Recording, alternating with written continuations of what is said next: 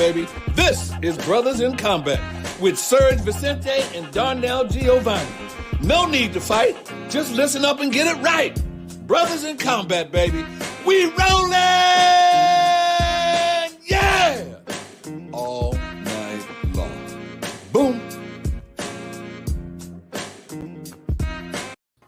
Boom! What is going on, everybody? And welcome back to Not Your Average MMA Podcast. We got Brothers in Combat. And as you see, it's not just me and the Mystic One. I have some friends. I think I'll let you on one side. I got the 8-foot killer on the other side, the Mandingo Warrior, whatever you call his ass, Aldrich of the Fight Dialogue. Yo, we got a squad today, gentlemen. What it do? What an intro! What an intro! What's going on, gentlemen? So happy to be here, man. I want to say I'm, just hanging, but apparently somebody else is hanging. So it's a different pocket.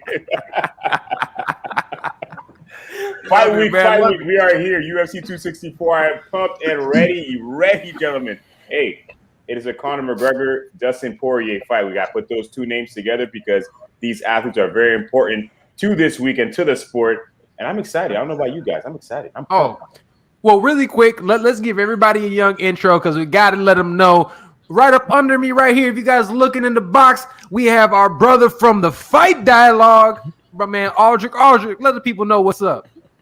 What's going on, everybody? Pleasure to be on Brothers in Combat. Just been working. You've been killing it, bro. Yeah. And real quick, after we introduce everybody, we gotta let the people know, you gotta tell them what you've been doing with the PFL. That shit was fucking fire. We gotta talk about that for a second. But really quick, next to me on this side, damn it, that side.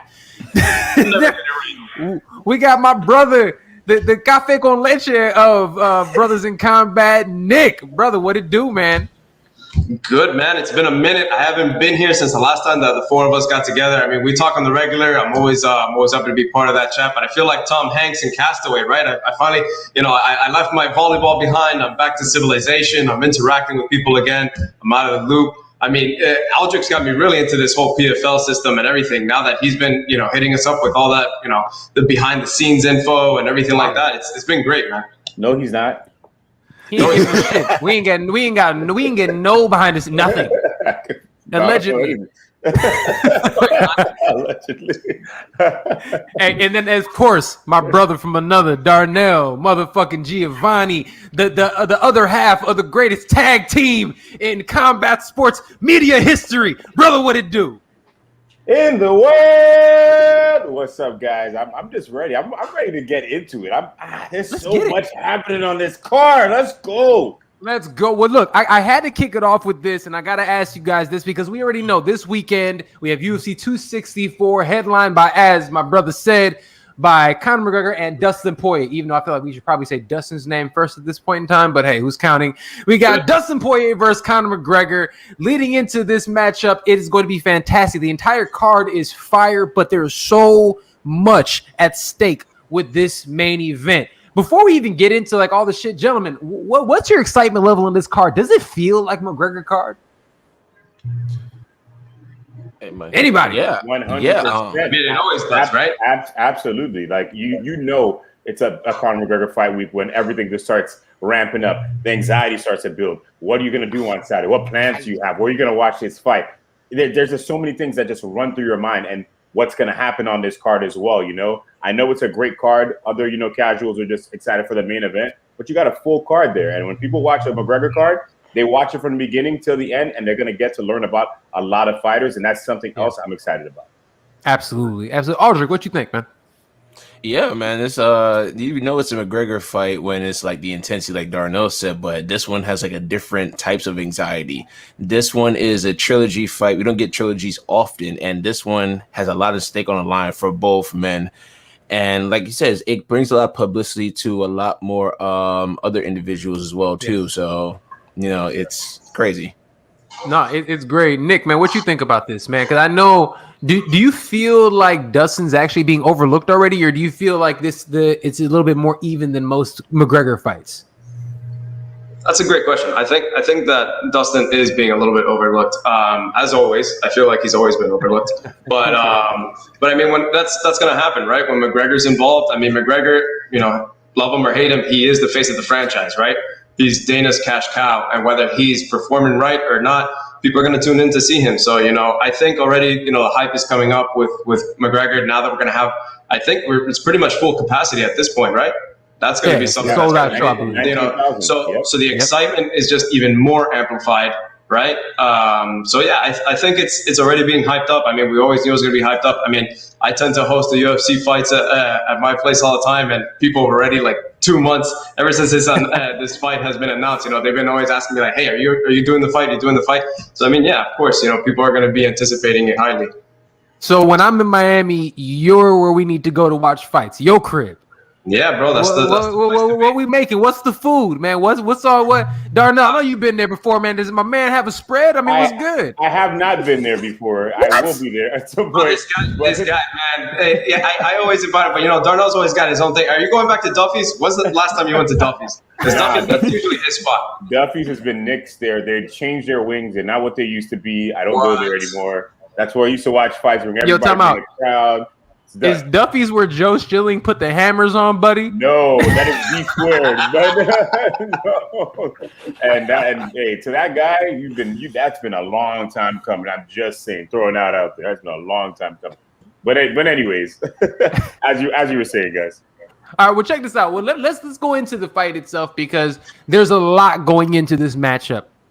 It is a trilogy. It is a fight that it's amazing that people are still really torn on what's going to happen. So let's start off with this. Gentlemen, what's at stake for both Conor and Dustin? Darnell, I want to start with you, man. What do you feel is really at stake for these athletes? So for each of them, of course, it's different things. For Dustin, it's his pride for sure, because, you know, that's a guy who kind of derailed him in the 145-pound division when he was on his way up. Conor kind of knocked him into the lightweight division, which he's been doing great at in the lightweight division. Had only one loss to Habib. He's 11-2. 11-2 at lightweight. He lost to Michael Johnson, his second fight at that weight. Yep. I don't know. I don't count that. It was a fluke. It was fluke. It was a fluky knockout. But everybody loses to Habib, so it wasn't some huge knockout.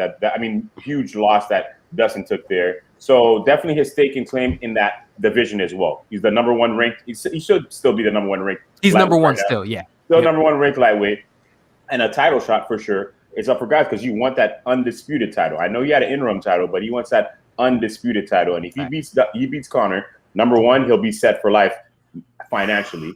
Number two, he'll probably get a title shot after against Charles Oliveira. So he's got a lot going for him there. For Conor, it's a legacy thing. You know, you're a guy that has done a lot of things that people have never done in the sport. To be a champion in 2 different weight classes at the same time, knock out a guy in Jose Aldo in 13 seconds who's never been finished before, who's never been knocked out before that.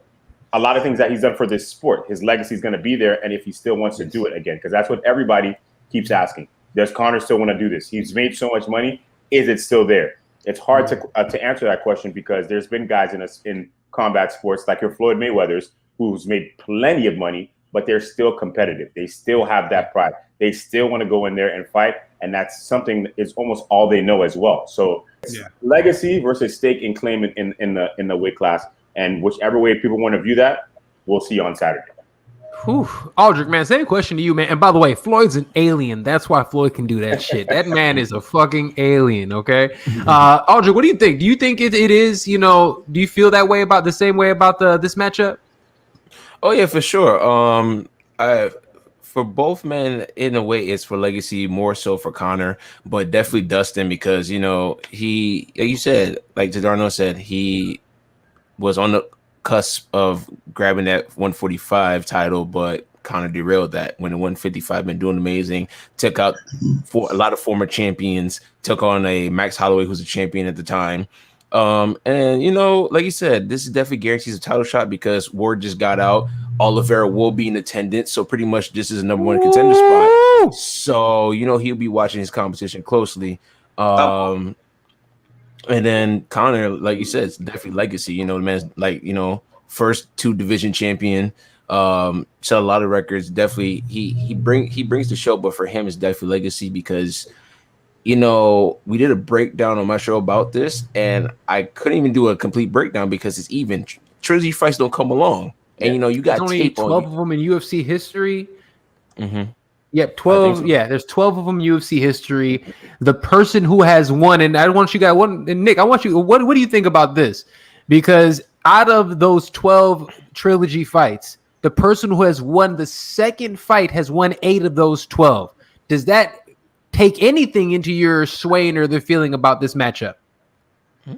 It kind of does, and it's not necessarily the fact that he won the second one, but how he won the second one. Because I mean, Conor actually, if you could argue that Conor won that first round in the last time they met up, but Dustin Poirier was very patient with his approach, and I feel like that's almost like the same. We'll probably touch base on this later on, but that's kind of the approach that he needs to take here, and I think that. Yeah, there's a lot at stake for both of these guys because I feel that with Dustin, this is in a way, as far as his legacy, it's like, okay, is this guy officially one of the greats? Whereas with Conor, if he loses this, right, is it going to be, people going to start having the conversations like, okay, maybe it's time for him to walk away. He's been at the pinnacle of this sport, you know, and he doesn't look the same when he goes against actual competition, right? Not somebody like Cowboy, and that's no offense to him. But, you know, somebody that's in the prime of their just career. Keeping it a bean. What's that? I said, that's just keeping it a bean, boy. Cowboy washed. We all know it. Yeah, but I mean, so, like, I think people are going to have that conversation if he loses. But, I mean, that's not to say that I think he is going to lose or that's a guarantee he's going to lose. And these guys are very close in regards to their reach, in regards to their, like we talked about, their height, their weight, everything like that. So virtually identical. Yeah, virtually identical. So yeah, pretty much, yeah. So it's definitely there's a lot at stake in regards to their legacy, but different paths, I would say. Man, there's so much goes into this fight, and I know I've been so I guess if we're looking at like what's at stake, right? There is legacy for both, but when it boils down to it, and I look at Conor McGregor, I honestly believe Conor McGregor's legacy is set in stone at this point in time. Yeah. And you guys already know, I'm not going to pretend that I've been the biggest Conor McGregor fan, but at the end of the day, I understand his historical significance to the sport and what he has done. And Conor has been one of those guys that has been fantastic. But a couple things that I can't just forget about. Okay, well, before I even get to that, I think that he's fantastic, but I think this fight has more to do with Dustin Poirier's legacy than anything else. Because if you look at Dustin Poirier with this fight, again, Conor win, lose, or draw, you're still fucking Conor McGregor. No matter what, he is Conor McGregor. Dustin Poirier wins this fight. In my opinion, and I'm going to add, and let me throw this up here too, because I want to ask you guys this. In my opinion, if Dustin Poirier wins this fight, he is the second greatest lightweight of all time. Okay, that's how important this fight. Not. That's fine, and I want you. And let's talk about it because, and this is why I'm going to go out there and say this. Let's look at his fucking resume. Legitimately, look at his resume. We go out there and look at his resume. Conor McGregor is a Hall of Famer, but not because of what he has done at lightweight. Conor McGregor, we thought he was going to be at his best at lightweight, and he hasn't. He's under 500 at lightweight. He's not good at lightweight, and he has not been able to beat the elite at lightweight. Dustin Poirier, on the other hand, let me just go through his resume. Max Holloway twice, Eddie Alvarez, Justin Gaethje. If he wins this fight, Conor McGregor twice, Anthony Pettis, Dan Hooker, fucking Jim Miller, Diego Ferreira, and that's just a couple people that he's beaten. We go down his list and what he has done, specifically at lightweight. If Khabib didn't beat that ass, he did. And that's when we go down there. We really have to look at it, what he has done throughout his career, the longevity, who he's beaten, when he's beaten them as well. And that's why when it boils down to it, when you look at it, and when I look at, okay, it's easy to sit there and say Khabib was number one, and then we look at the rankings, probably BJ Penn, right? A lot of us like to say BJ Penn is number two. But go back to BJ Penn. We look at the quality of opposition and the wins that he had. Dustin has more wins. Granted, he didn't get the belt, but he has more high-quality wins at that. because obviously, you know, and then he did obviously go up when it belt. I'm talking about BJ at 170 or whatever, but I'm talking about at lightweight itself. When I look at who he's fought, I look at how he's done it. And honestly, and this is what I'm saying, I don't give him that title if he doesn't win this weekend. If he doesn't win this weekend, he's top 5 for sure. Even before this weekend, if he's not in your top 3, kill yourself. Like it's terrible. Like he should absolutely be in your top 3 in lightweight history. But if he wins this fight, dude, he beat Conor McGregor and fucking Max Holloway twice. The floor is yours, gentlemen. My case has been made. I was gonna say, you know, so it's hard to argue against those points, right? And it's absolutely true because it's quality over quantity, right? Who he's beaten, when he's beaten them, and the fact that he's beaten these guys at light heavyweight. So and the fact that he was light heavyweight. If he was, holy shit. Yeah. Lightweight. I mean, sorry, light heavyweight. Jesus Christ, lightweight. Yo, but BJ Penn did. BJ Penn fought Lyoto Machida at light heavyweight. But anyways, he's also the guy that probably gave Khabib the hardest time, right? Nobody really gave Khabib a hard time, but he was literally within a reach of perhaps beating him. You know, and so you gotta even give him props for that. I mean, he still got dusted by Khabib, who hasn't. But I mean, I think it is hard to argue that he wouldn't be, you know, at least top 2, top 3 if he wins this weekend. And even then, like you said, even not winning this weekend, top 5 at least. Absolutely. What do you guys think? With that being said, it's difficult to say top 2 because everything is going to be recency bias here. Everything is going to be like, oh, who did he fight at that time? Oh, it wasn't hard competition.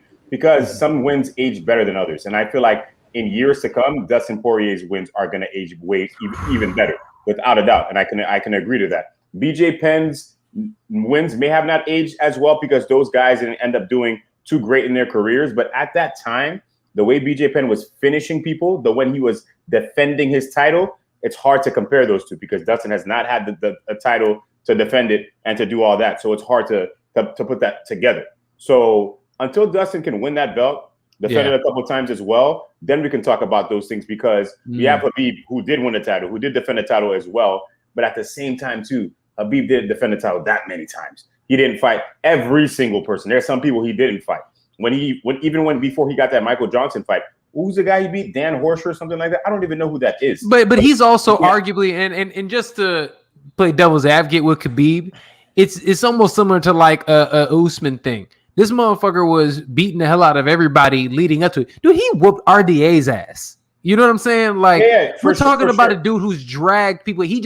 They weren't giving him a title shot, just like my boy Islam Makhachev. They didn't want to get it. They don't want these dudes to eat.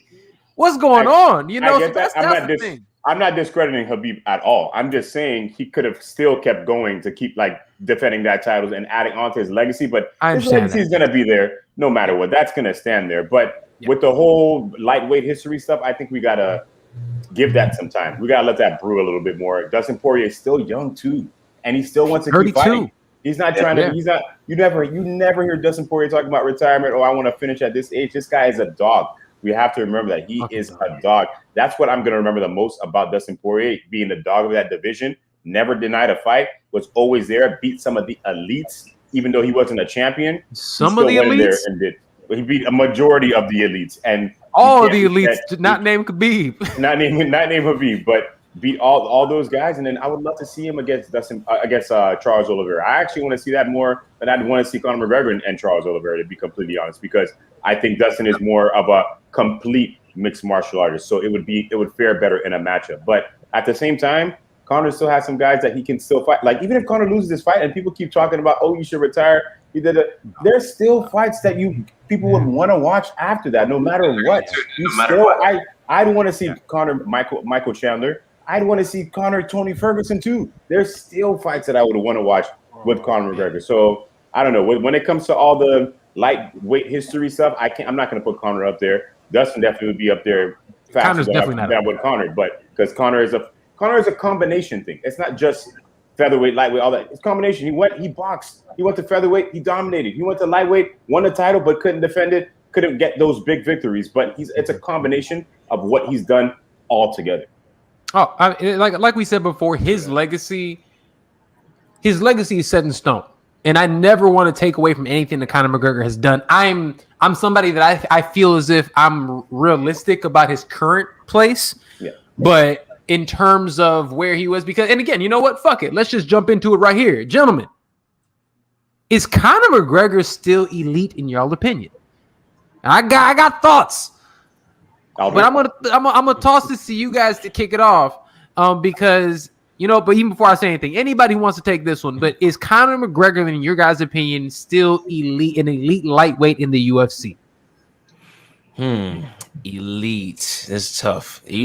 Now you talking about relevant? Yes. Elite. I feel like talk that honestly, shit.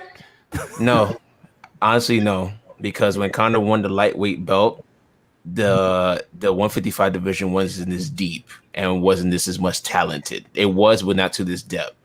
Compared to now, no.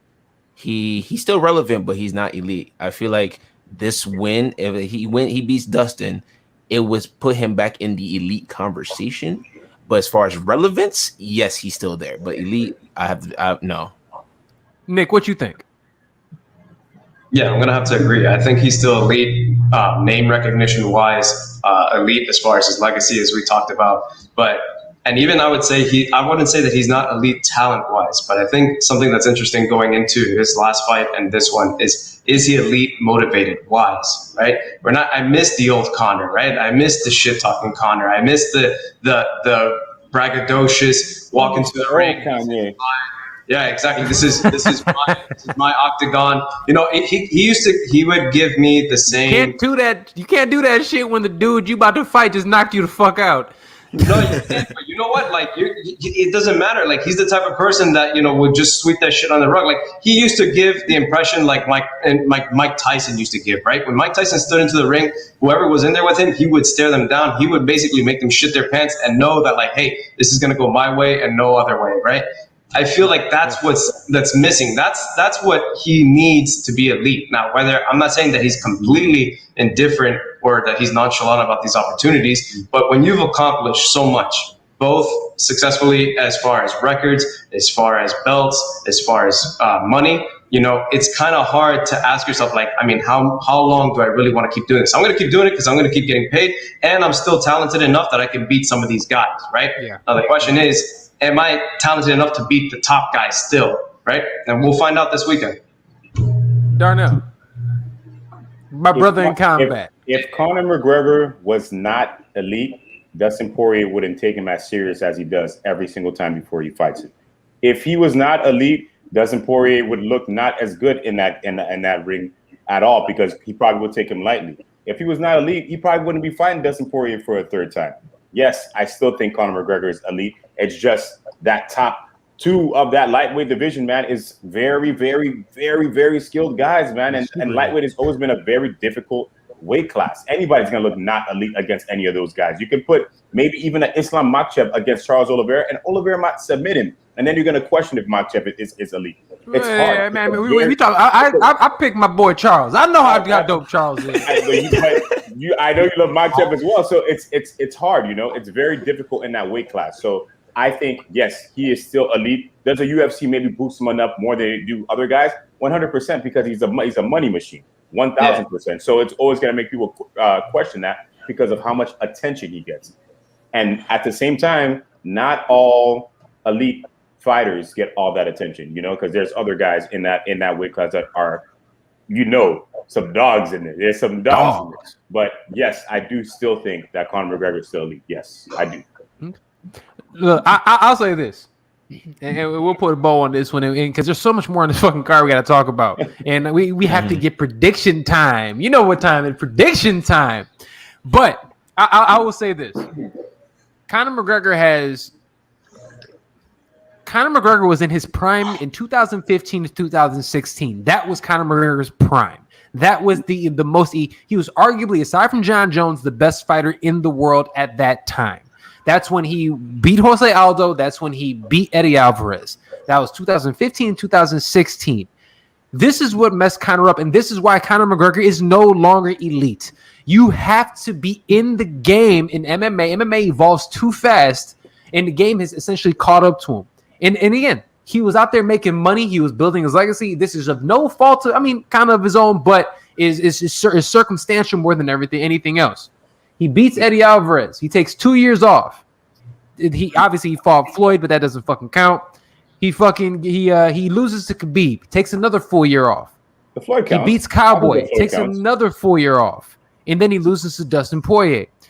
MMA is a game that you have to stay in there and get a feel. In that same time that he was taking those years off, Dustin Poirier beat Justin Gaethje, Eddie Alvarez, fucking Anthony Pettis, Dan Hooker. He beat all of and even Max Holloway, and he lost to Khabib.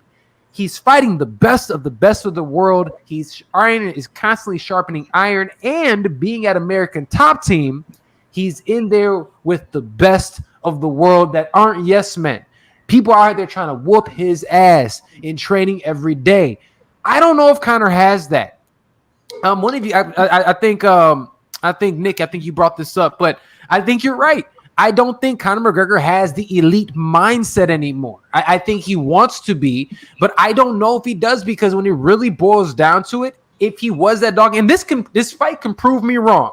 It absolutely can prove me wrong, and I'll be right here for all y'all to say it. I was fucking wrong if I was wrong. But he goes out here, and some of the things that he has been saying, and maybe it's because I want to sell the fight. Maybe it is whatever it is, right? And I'm okay with that if that's the case. But some of this rhetoric that he goes out there and talks about, it makes me question the elite MMA mindset, the first one to shoot's a dusty bitch or whatever the fuck he called him, right? And yes, that's for fun and games and everything like that, but just like Dustin Poirier said, he is the one who always prides himself on being a mixed martial artist. The fact that he goes in there and just tries to go in there against Dustin Poirier, not taking him seriously, if that's the case in the last time around, and just focusing on one thing, not realizing Dustin's a fucking badass, it's showing a not elite mindset. Khabib ain't going out there and taking fucking Ally Quinta fucking lightly. You know what I'm saying? He's not doing that type of shit. Fucking Floyd Mayweather ain't taking, any of those Conor McGregor lightly, because at the end of the day, this is what he has an elite mindset.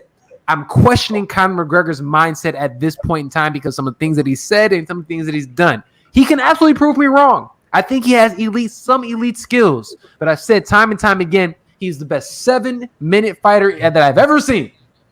After that, you can fucking cancel Christmas.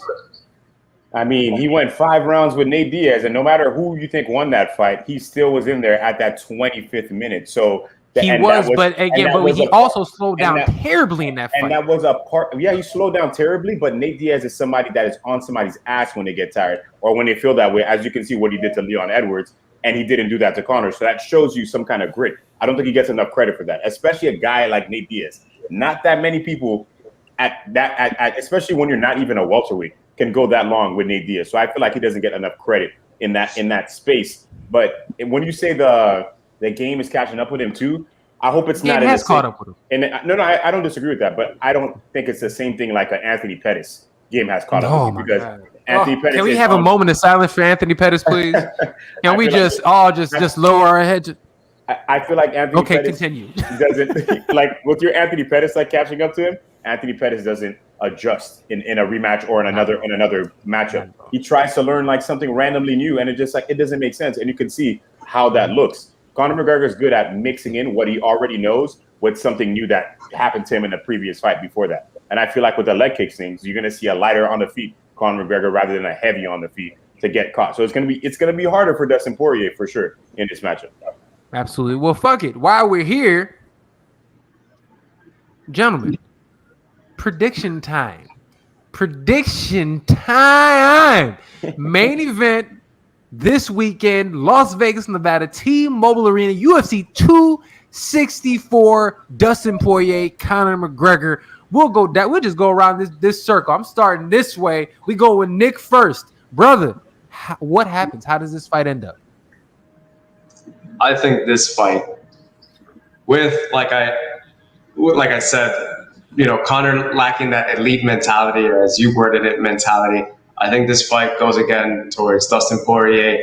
That is, of course, if Conor keeps being this, hey, I'm everybody's buddy, I'm more mature now, everything like that, I think that's the way it goes. Now, if Conor brings us back that Stone Cold Steve Austin Conor, right, and he's got all of Ireland behind him at that T-Mobile Arena, Conor's going to win. But if he with that braggadocious attitude that I was talking about earlier, but if he doesn't bring that, I think Poirier is a patient guy. I think he's somebody that, like you mentioned, he doesn't take anybody lightly. He knows what's at stake for him. He knows that this could really be the escalator to his pinnacle. And I think that's the reason why he's going to win this weekend. Woo! Aldrich. For me, like I said, it's a trilogy, man, and you don't get these often. And great men, both men are great. But if I had to choose, I'm gonna go McGregor in this one. This man has not lost 2 in a row. When he does lose, he does come back and win, and he has proven that. Mm-hmm. And I can see him go. I can see him winning this fight, and I'm gonna call it. It's gonna be a TKO. As a lot of people like to say, I'm the biggest Conor McGregor fanboy. I'm a big fan of Conor McGregor. That is true, as you can see there. But at the same time, I am a very big Dustin Poirier fan as well. I'm a fan of the sport. I'm a fan of all these guys, of course. But as Aldrich said, excuse me, let me rewind. In that second fight, I don't care if Conor McGregor, crazy or nice Conor McGregor, he was not winning that fight. He was not winning that fight. It wasn't going to happen. He could have came in there crazy. Dustin Poirier still was going to beat him. So sometimes things like that need to happen for you to be able to adjust and to get you back on that horse. And I feel that Conor's going to get back on that horse on Saturday. I think it's going to be early. I don't think it's going to be as long as a fight. Like, I don't even think it's going to go into the second round. It might be a quick first round TKO. I think it's going to happen on Saturday. I'm taking McGregor. And I think a big part of that fight, too, that's going to affect Dustin is all the fans. When those freaking Irish fans are screaming in that stadium, it's going to provide so much pressure, and you're just going to feel different than you did back in January, where it was just like 1,000 people in there. Now 19,000 people screaming and hollering for this other guy. It's going to be nuts. I got Conor McGregor in 1. Woo! Boy, oh boy. I guess I'll look into the camera on this one, gentlemen. Yo. I'm going to remind y'all. We did this the last time they fought. All y'all picked Conor too. Guess what? Breaks, y'all. Not all of us, all right?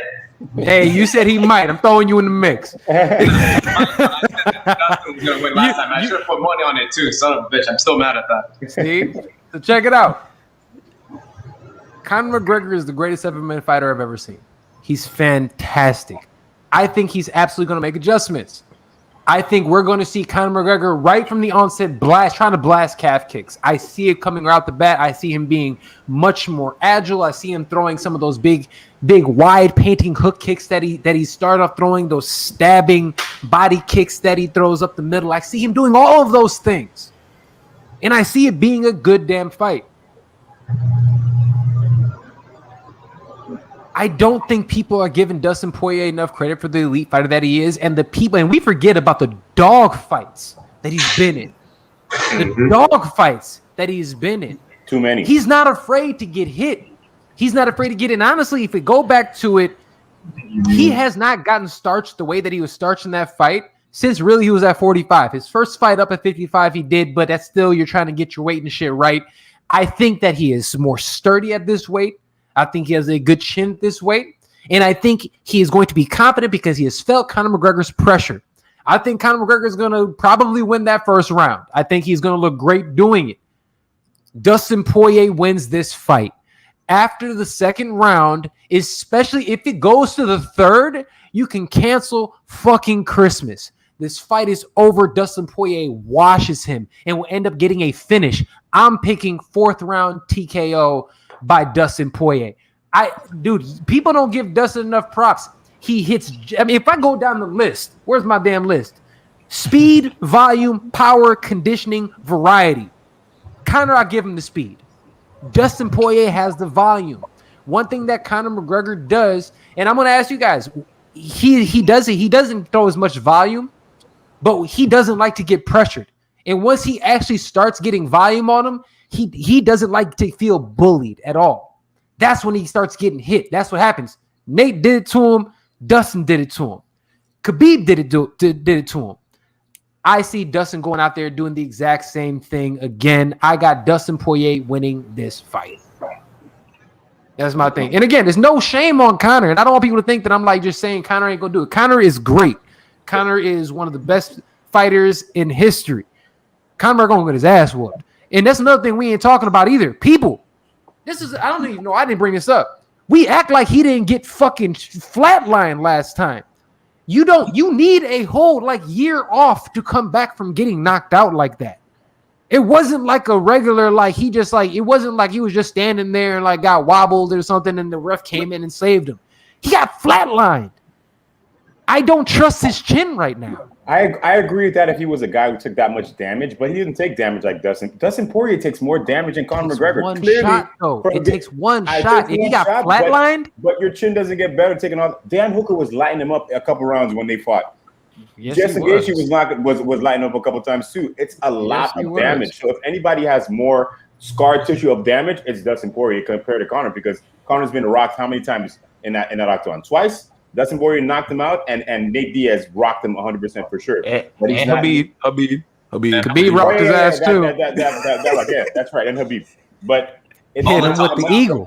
There's a difference between a guy going through so many wars and a guy who's been hit a couple times. But I don't think that's going to make too big of a difference. We're going to fight on Saturday. We'll find out. Well, you know what? No, that's a great one. I'm glad we talked about that. And look, that was going to dominate the conversation today. We understand that. But there's a whole bunch more fights that I would love to talk about. And, well, not a whole bunch more, but at least one. Yo, we lost somebody. Where'd he go? Okay, I don't know. He'll be back. We'll find him. He disappeared. But let me ask you guys this, because the co-main event is between Wonderboy Thompson and Gilbert Burns. This is a fantastic matchup. It really is. The number 1 guy versus the number 5 guy. The only guy in the top 7 that has not lost to Kamaru Usman in Wonderboy Thompson. Let me ask you gentlemen this. Does the winner of Wonderboy versus Burns get the welterweight title shot next? And if not, do they deserve it next? Honestly, do they get it? It's tough. It's in between, because it's a possibility yes they can, and no they will not, because that welterweight division is super political. Yeah, it really is. They're really trying to push this Kobe Covington rematch. I don't know why, but anyway. Oh my God, they are. The winner, I feel like they should in a way. Now, if it comes to Gilbert Burns, if he does win this fight, no, I feel like he should fight another top 5 contender if he does win this fight for sure. Mm-hmm. I love that. I think, yeah. And now if Wonderboy wins, oh, definitely. I mean, let's be real. People kind of Wonderboy out because his age. Like, a lot of people didn't want to fight him because he got knocked out by Pettis, which was dumb. Yes, Leon Edwards, I'm calling you out. You're the one that said that. But this man in his past fights has proven he decapitated freaking Vicente Luque like there was no tomorrow in their matchup. He beat the crap out of Jeff Neal, who was one of the scary people that wanted to fight. So it's like, all right, Wonder Boy, yeah, you're gonna age, but he's still one of the top welterweights. Like, this man has faced the best. He's in a grappling heavy division. He's in a grappling heavy division, and he's beaten almost everybody. And he does win. I feel like he should get a title shot. Nick, what you think, man? 100% everything that Aldrich just said. I think, if Gilbert Burns were the one to win this fight, I'd like to see him go for another top 5 fighter before he goes ahead and tests Usman again. Just because I feel like it'd be almost too rushed for him to get back. I think that obviously with that type of that knockout that he got against Usman, he should prep up some more before fighting arguably perhaps the best fighter right now in the UFC, best male fighter. Now, if it's Wonderboy, absolutely. I think that Wonderboy should get a title opportunity against Usman, because it's something that we all love to see. I think, what's the point of seeing Kobe and Usman again when Usman already beat him? What's the point of seeing Leon? And it's not even because Leon lost against Usman. What's the point of seeing Leon, who couldn't even beat an unranked Nate Diaz, who was on such a... That's not fair.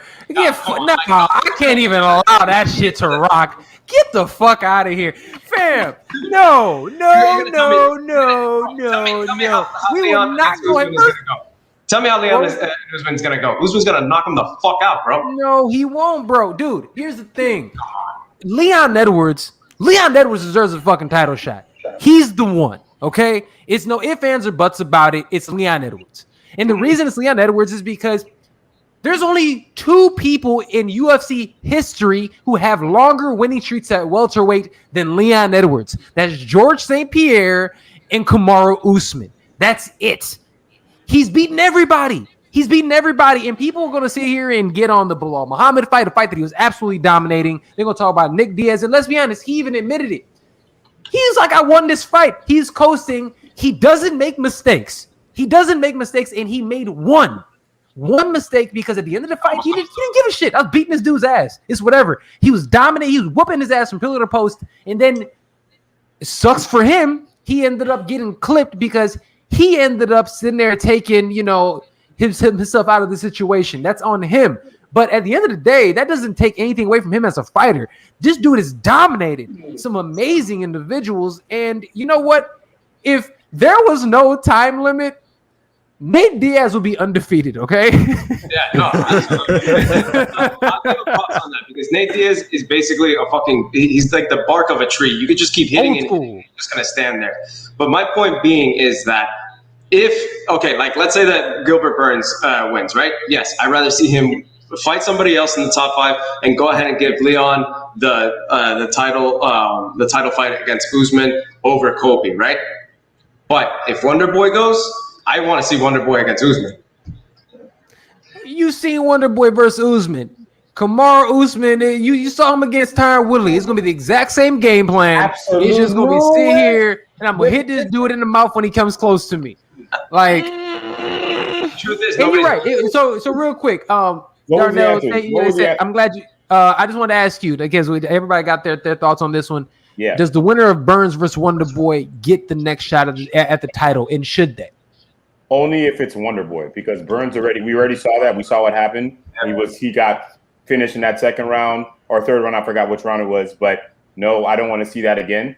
Wonder Boy, I want to see that because it's a different kind of matchup that we have not seen Usman against. Wonder Boy has really good takedown defense, and I don't think it's the same kind of fight against Woodley because Woodley was literally just waiting to just get this one shot. Did he end up getting it? Yeah, he did end up getting it, but like it took him a long time to get there. 5 rounds on it. In 2 fights. The 5th round, and Usman is not that kind of fighter like Woodley. He's active. He's moving. He's throwing.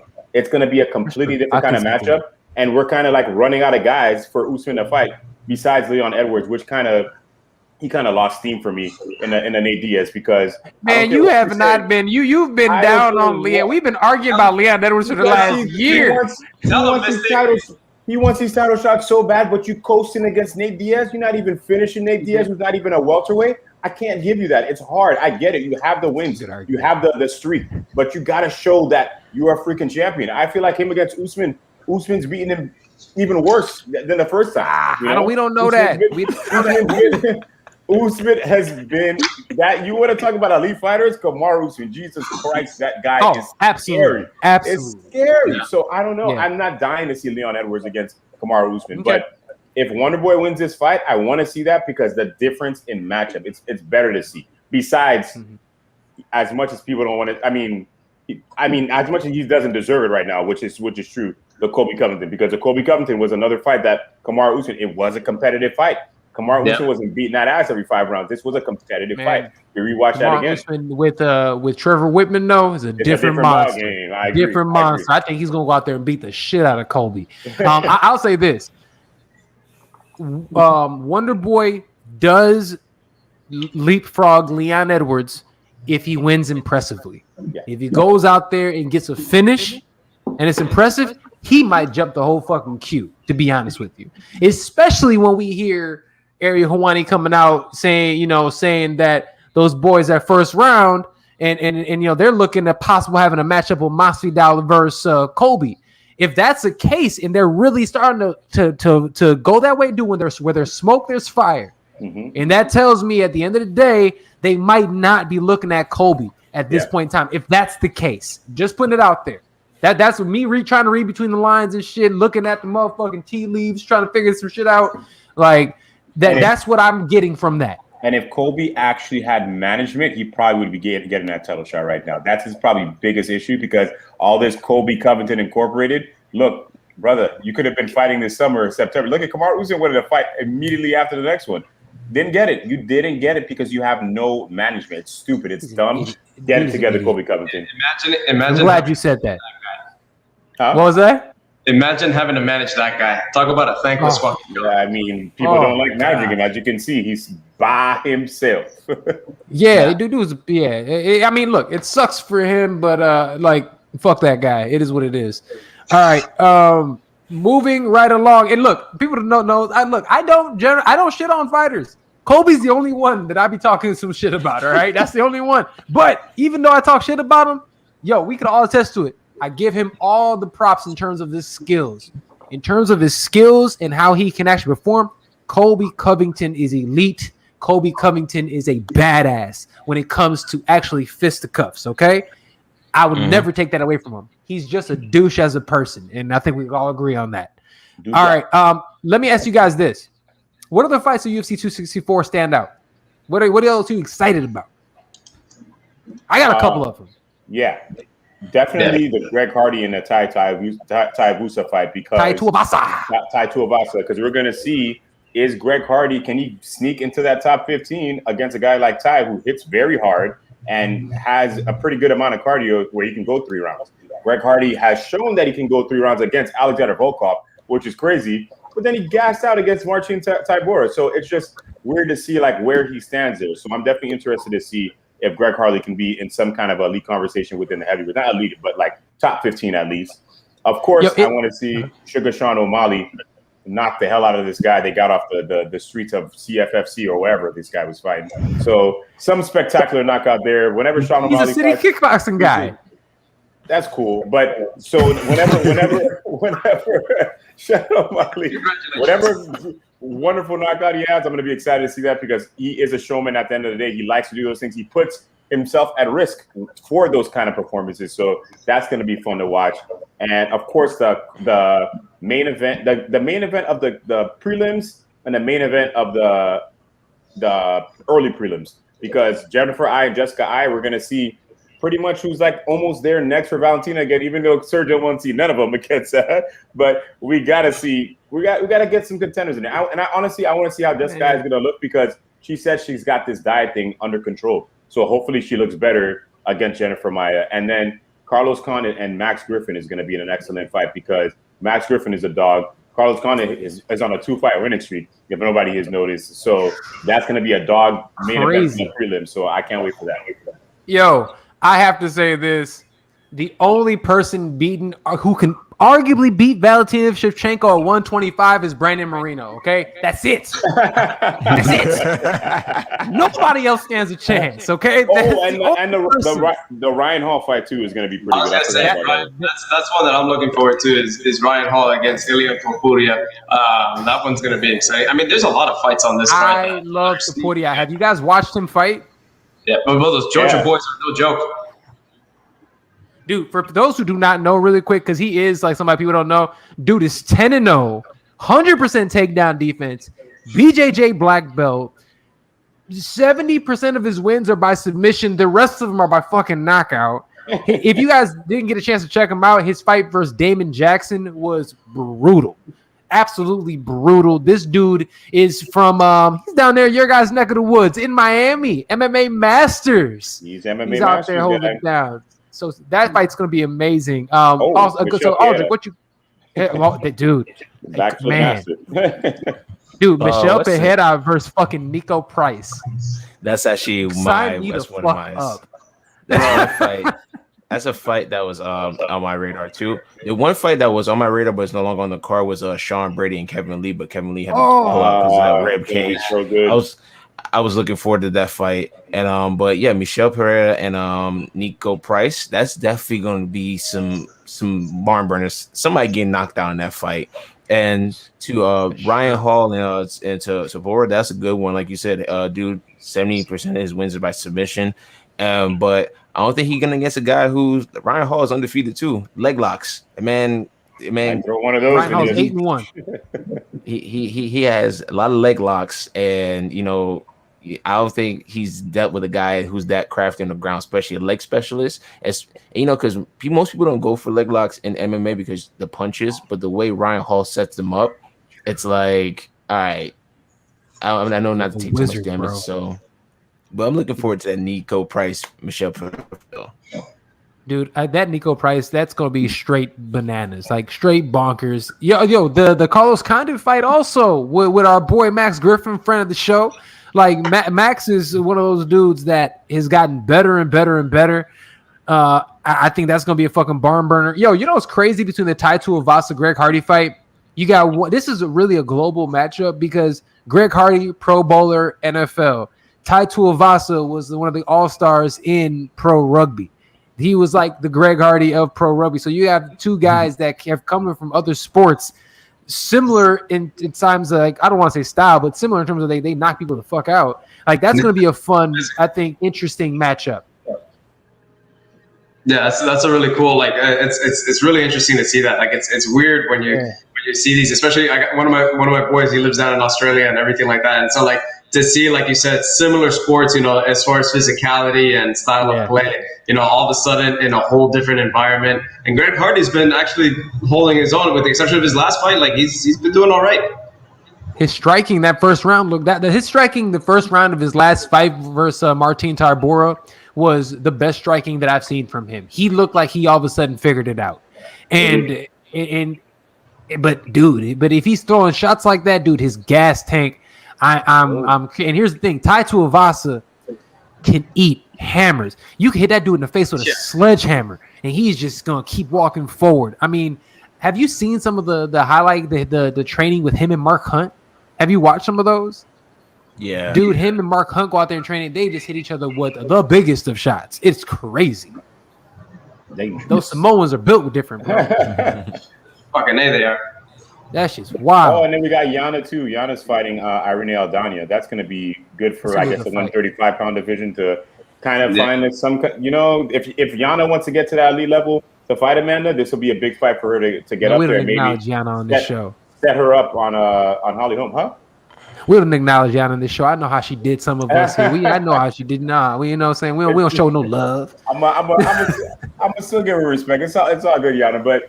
If she ever wants to fight Amanda Nunes, this is a fight to set up maybe with Holly Holm to fight somebody else up there because she's on a streak right now, and Aldana took that really bad loss against Holly Holm. So we got. I thought she was going to win that fight. I thought she was going to win that fight too, and Holly Holm went in there and then beat her every single round, really bad. So it's a good call. Yeah. Oh, dude, this fight, dude, I love these fight cards, and it's one of those things where you look at it like I was so depressed and sad this past weekend with nothing to do, twiddling my goddamn thumbs.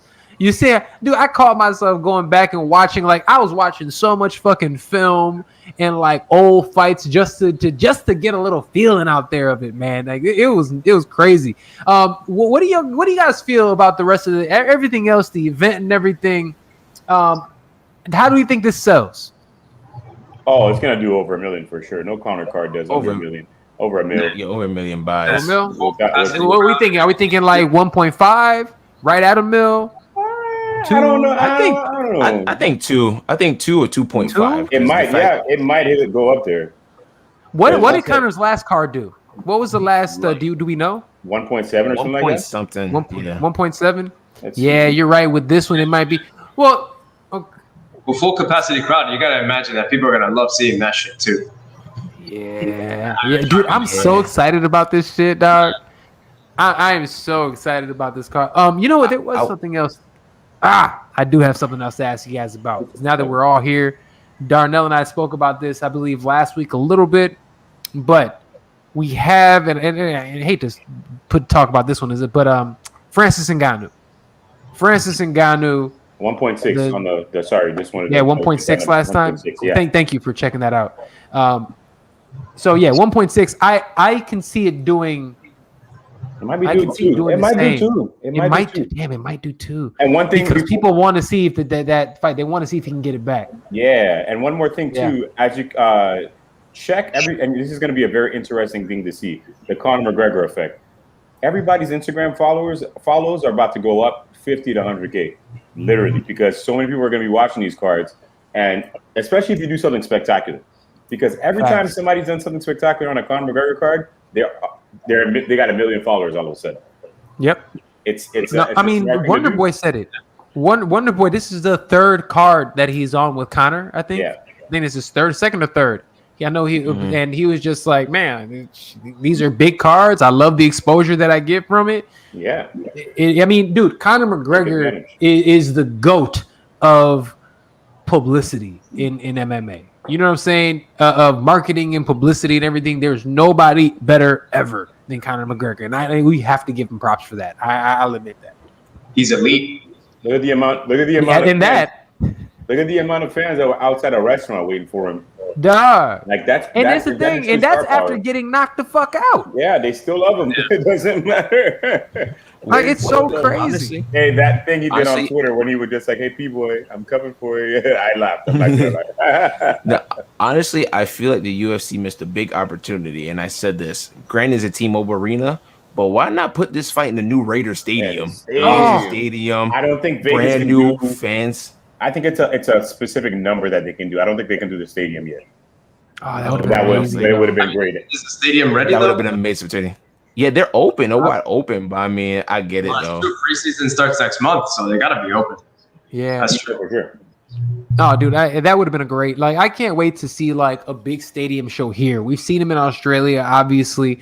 I think if it was like next year, they would do a big stadium show like that. Because when everything will be like fully opened and shit, like, oh shit, I don't know, we got another fucking variant shit coming out. Who goddamn knows? Oh, what's John Jones and Ghana fight together. Yeah, SoFi Stadium would be great for like a huge pay-per-view card. Oh, absolutely. Absolutely, man. No, dude, there's so many different possibilities leading up to this next year, and this why I think like fight cards like this and these big pay-per-views are so exciting, because it really is like, holy shit, there's so much that can come of it in so many different weight classes. And at the end of the day, fam, we don't really know what's going to happen. You know, Conor could go out there and be old Conor and starch his ass. Or he can do what I think he's going to do, try some shit, and then get his ass whooped. It could be either way, you know, and that's the thing. I feel like they are that good, and I feel like that's why last fight I was so torn on who I was going to pick. This fight, I'm going to have a little bit more clarity, but it's still fucking close. It still is fucking close because of that first 7 minutes. And Darnell, what you said about him with Diaz, I'll concede to that. I'll admit, yeah, I understand what you're saying with that rematch fast too. And now he took it back 2 months later. You know what I'm saying? But he wanted that, and I appreciate that from him. Right? He didn't deserve this rematch. Let's also put that out there. He shouldn't have got this rematch. He did it because of the name who he is, and I get it. And Dustin chose this fight over the thing. The fact that Dustin Poirier bet on himself, I think, says a lot about Dustin. I think people aren't giving Dustin enough credit for going back in here, fighting such a dangerous opponent, and saying, yeah, we can do it back however you want it, wherever you want it. Let's fucking do it right away. Cool. People, I don't think, giving Dustin enough props for that, man. And Dustin definitely has a lot more to lose from this than Conor does. He's got a lot more to lose in a state of a competitive factor, but he's got a lot to gain in a financial way too. And people are not questioning. Nobody's questioning Dustin about. He's about to make a lot of money. He might not be. He might go in there and be like, you know what? I'm gonna make a lot of money no matter what happens here. We don't know. We don't know, but we have to think about those things as well. It's not Conor the only guy. Conor's a different kind of rich, but Dustin's about to be another level of rich that he's ever been in his life. So absolutely, that's another thing too. We can question that as well. Yeah, it's gonna be the hottest hot sauce in the game. Hey, they got another. Well, gentlemen, look. Let me ask you, anything else you guys want to talk about, specifically UFC 264, or anything else about MMA that you guys want to talk about real quick? I just want to touch on the fact, like, to the main event, nobody's really talking about the fact that the lightweight champion is going to be in the house in attendance. to watch this fight closely, because pretty much this is gonna be the next person. Whoever wins this is the next opponent. I'm glad you said that. I'm glad you said that, and because I want to ask you guys this: who matches up better with? Fuck it, we're going over an hour. I don't care. I'm not putting this on IG today. We just rocking with it. We got clips. We having fun today. Fuck it. I got Café con Leche with me today. I got, you know what I'm saying, the Mandingo Warrior on the other side. We're gonna be fine, all right? We gonna get him out here. So let's talk about this though. Who matches up better with Charles Oliveira, and how do you see those fights going? If I had to say, it's gonna be Dustin.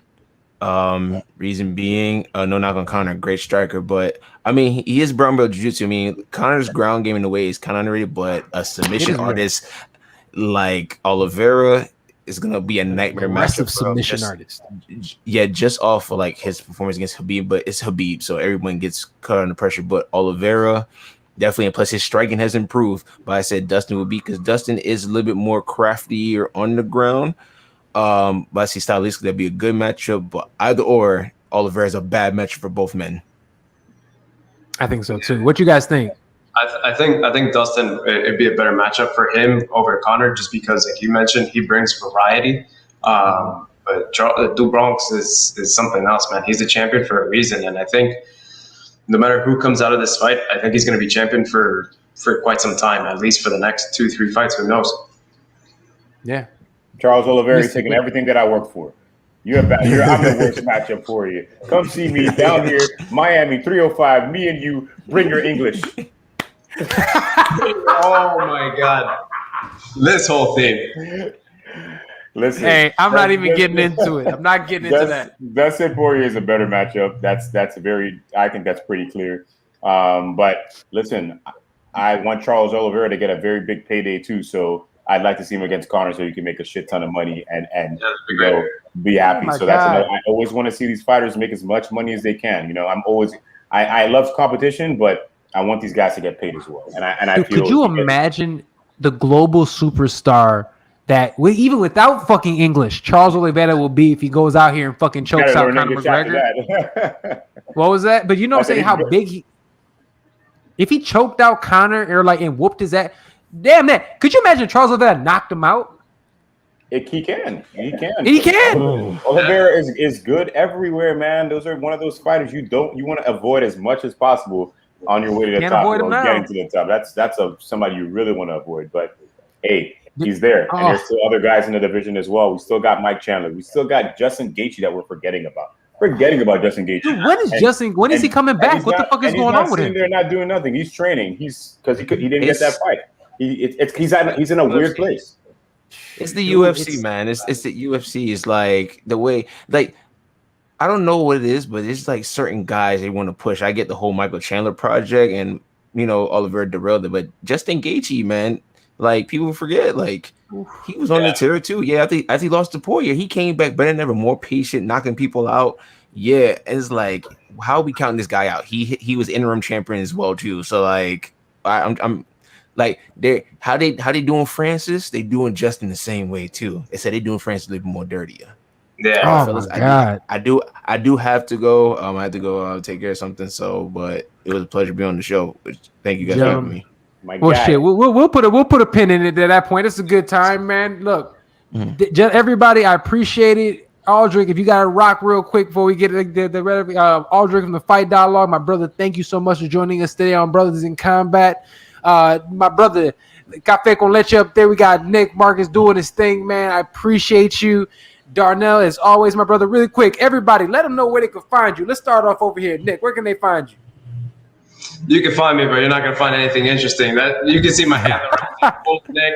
Don't ask where you got that from. Actually, DP gave me that. Mystic gave me that name, right? So you guys know I'm a big soccer fan. Fulham, not that big of a club, but I'm a diehard fan, so that's why you can find me there. And you can find me on the Mystic Hour with Mystic Black. There we go. Aldrich, let them know tell them about your fantastic show. You can find me at the Fight Dialogue. Got great content on there and all that stuff. And also my personal AliAlBJJ. You can check out, see me choke somebody out in the competition. Yeah. Like that. Got to meet valuable people in the PFL. So That's All right, there it is. I lost you at the very end there, but I feel you there. And my brother from another, the mystic one. You see it there. You see it here. And you can see it on Instagram, on YouTube. It's all there, baby. At Mystic Black MMA. Stay away from my personal page at Darnell Giovanni because you don't need to be there about my life. But you guys know where to find me. More interviews coming, more things coming, guys. Stay tuned. Stay tuned. That's fantastic, man. And as always, I'm your boy Serge, VICENTE of the Fight Podcast. Love you guys, and Brothers in Combat. Love you guys. We'll see you guys right here on Brothers in Combat. Next year, we're not coming back.